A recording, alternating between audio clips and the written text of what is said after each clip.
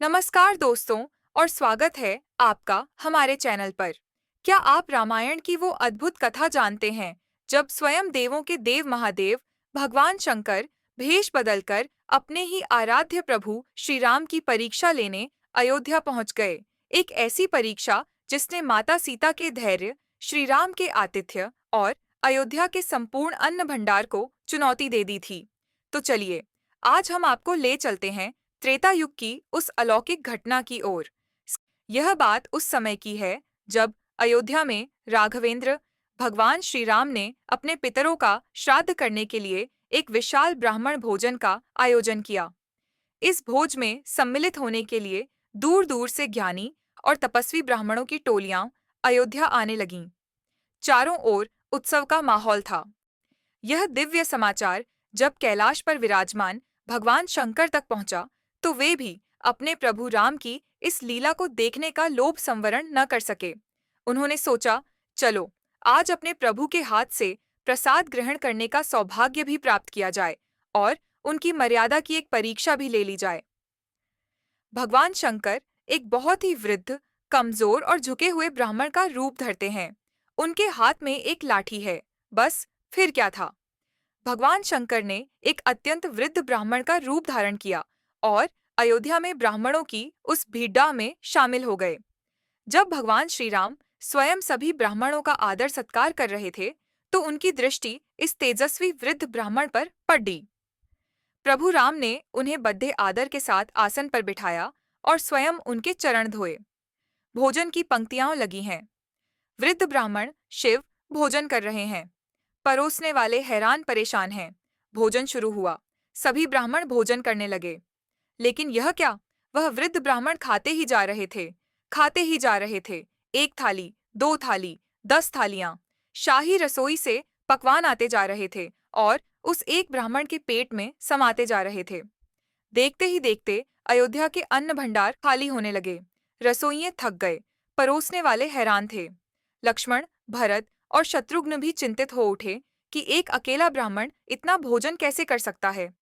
जब सारे उपाय विफल हो गए, तब चिंतित होकर सभी प्रभु श्री राम के पास पहुंचे।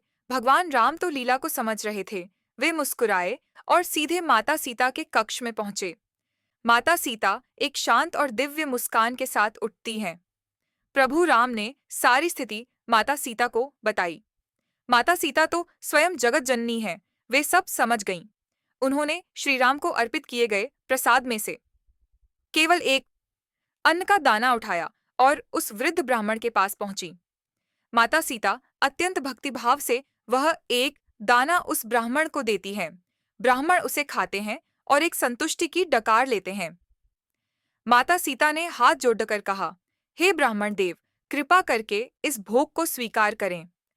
जैसे ही उस वृद्ध ब्राह्मण ने वह प्रसाद का दाना अपने मुख में रखा, एक चमत्कार हुआ। उनकी भूख शांत हो गई। केवल उनकी ही नहीं, उस एक दाने से पूरे ब्रह्मांड के जीव जंतुओं की भूख शांत हो गई। ब्राह्मण ने एक बहुत ही संतुष्टि भरी डकार ली। एक दिव्य प्रकाश फैलता है और वृद्ध ब्राह्मण के स्थान पर भगवान शंकर अपने असली स्वरूप में प्रकट होते हैं। सभी उन्हें देखकर हाथ जोड़ लेते हैं और फिर उस वृद्ध ब्राह्मण के स्थान पर प्रकट हुए स्वयं त्रिलोकीनाथ भगवान शंकर। उन्होंने मुस्कुराते हुए कहा, हे राम, मैं तो केवल आपके हाथ से प्रसाद ग्रहण करने आया था। आपके नाम और आपके प्रसाद के एक कण में ही पूरे ब्रह्मांड को तृप्त करने की शक्ति है। दोस्तों, कई लोक कथाओं में इस कहानी को और भी सुंदर विस्तार दिया गया है।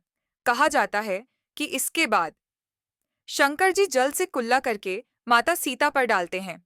सीता क्रोधित होने के बजाय हाथ जोड़ा लेती हैं। माता सीता ने जैसे ही मुख धोने के लिए जल दिया, शंकर जी ने मुख में पानी भरकर माता सीता पर कुल्ला कर दिया। यह देखकर सब हैरान रह गए, पर माता सीता ने हाथ जोड़कर कहा, प्रभु, आपके उच्छिष्ट जल के मेरे ऊपर गिरने से तो मेरा शरीर पवित्र हो गया। मैं आपकी बहुत आभारी हूँ। श्री राम और लक्ष्मण शंकर जी के पैर दबा रहे हैं और सीता पंखा झल रही है। माता सीता का यह धैर्य और भक्ति देखकर शंकर जी और भी प्रसन्न हो गए। उन्होंने श्री राम को अपने चरण दबाने की आज्ञा दी। श्री राम और लक्ष्मण दोनों उनके चरण दबाने लगे और माता सीता पंखा झलने लगीं। प्रसन्न होकर भगवान शंकर ने कहा, राम, मैंने तुम्हारी मर्यादा की परीक्षा ली, जिसमें तुम सफल रहे।